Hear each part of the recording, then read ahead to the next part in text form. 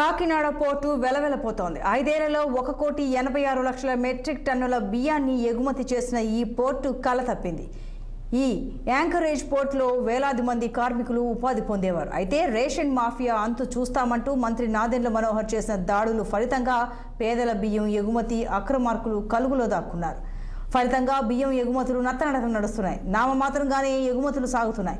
దీంతో వేలాది మంది అర్ధాకలితో అలమటిస్తున్నారు. సివిల్ సప్లైస్ అధికారులు నిర్దిష్ట చర్యలు తీసుకోవడంలో విఫలం కావడంతోనే ఈ విధమైన గందరగోళ పరిస్థితి నెలకొందని వ్యాపారస్తులు ఆందోళన వ్యక్తం చేస్తున్నారు. కాకినాడ యాంకరేజ్ పోర్టుపై కమ్ముకున్న నీలి నీడలపై కాకినాడ ప్రతినిధి దురాని మరిన్ని వివరాలు అందిస్తారు. ఇక్కడ నిత్యం వందలాది లారీలు అంటే సుమారు 800 పైగా లారీలు రోజు వచ్చేవి. అలాగే వేలాది కార్మికులు సుమారు 10,000 మంది పైగా కార్మికులు నిత్యం ఇక్కడ ఉపాధి లభించేది.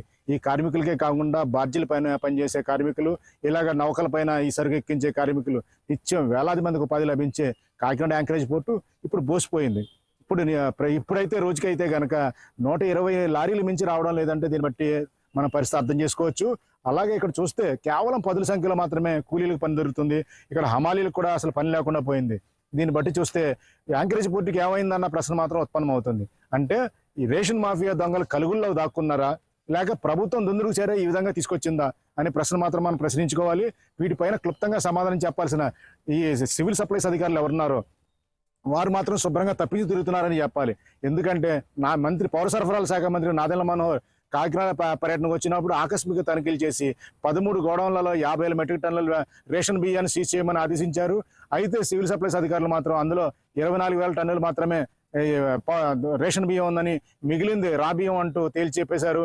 అయితే మళ్ళీ మనసు మార్చుకొని మళ్ళీ లెక్కలు మారుస్తున్న తీరు చూస్తే గనక సివిల్ సప్లైస్ అధికారుల తీరు తంతు మనం ఆశ్చర్యమానదు. ఎందుకంటే లావన్స్ అనే సంస్థ అంటే ఎక్స్పోర్ట్ గోడౌన్స్లో 5,000 పైన మెట్రిక్ టన్నులను సీజ్ చేసిన అధికారులు అందులో కేవలం 72 మెట్రిక్ టన్నులు మాత్రమే ఈ రా రైస్ ఉందని ముందు ప్రకటించారు. ఇప్పుడు మళ్ళీ మనసు మార్చుకొని అంత లేదు మొత్తం అంతా ఎగుమతి సరికే అన్నట్టుగా మాట్లాడిన తీరు, వ్యవహరిస్తున్న తీరు చూస్తే మాత్రం ఈ అధికారుల తీరుపై అనేక అనుమానాలు రాకమారదు.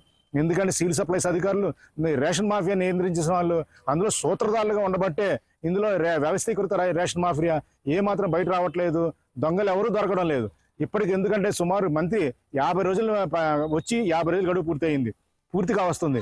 ఇప్పటి వరకు 6A కేసు నమోదు చేసిన విషయం కానీ, సిఐడి విచారణకు కానీ ఆదేశించిన దాఖలాలు అయితే లేవు. ఇప్పటి వరకు ఎవరి మీద చర్యలు తీసుకున్నా లేవు. కాకపోతే ఇక్కడ జరుగుతున్న తంతు జాతీయ అంతర్జాతీయంగా మాత్రం వార్తలకు ఎక్కిన తీరు గమనిస్తే మాత్రం కాకినాడ పోర్టు పేరు ఏ విధంగా మసకబారుతుందన్న స్పష్టంగా మనకు తెలుస్తుంది. అంతర్జాతీయంగా ఎగుమతులు నిలిచిపోయినాయి, కాకినాడ పోర్టుకి ఇంకా వ్యాపారస్తులు వెళ్ళక్కర్లేదని వస్తున్నాయి వార్తలు అంటూ ఛాంబర్ ఆఫ్ కామర్స్ వ్యాపారస్తులు ఆందోళన వ్యక్తం చేస్తున్నారు. అలాగే ఇక్కడ చూసుకుంటే కనుక ఉపాధి కరువు అయిపోయిందని అర్ధాకలు తేడుస్తున్నామంటూ కూలీలు చేస్తున్నారు. దీనిపైన త్వరితగతిగా రాష్ట్ర ప్రభుత్వం ఏదో నిర్ణయం తీసుకోవాల్సిన అవసరం అయితే ఉంది.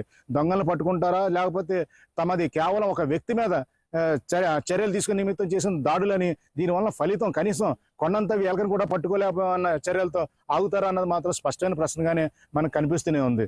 ఎందుకంటే ఇక్కడ 2 ప్రశ్నలు మనం ప్రశ్నించుకోవాలి. ప్రజలు తినలేని అంటే పేద ప్రజలు తినలేని బియ్యం సరఫరా చేస్తున్న కేంద్ర రాష్ట్ర ప్రభుత్వాలు తప్ప, లేకపోతే ప్రజలు తమకు దొరుకుతున్న బియ్యాన్ని ప్రభుత్వాలు నిలదీసే హక్కు లేక తాము తినే బియ్యం వండి తినలేని బియ్యం ఎందుకు ఇస్తున్నారని ప్రశ్నించే హక్కు లేక వస్తున్న బియ్యాన్ని అమ్ముకుంటున్న తీరు ప్రశ్నించాలా? ఈ 2 ప్రశ్నలకు మాత్రం ఎవరు సమాధానం చెప్పాలన్నది స్పష్టంగా తెలుసుకోవాలి. ప్రభుత్వం దీనిపైన సత్వరం చర్య తీసుకుంటే తప్పించి కాకినాడ పోర్టు పైన పెద్ద బురదే కాకుండా మచ్చలు మాత్రం మిగిలే అవకాశం ఉంది. వీడియో జర్నలిస్ట్ చిన్నితో నదీం ఖాన్ దురాని, కాకినాడ.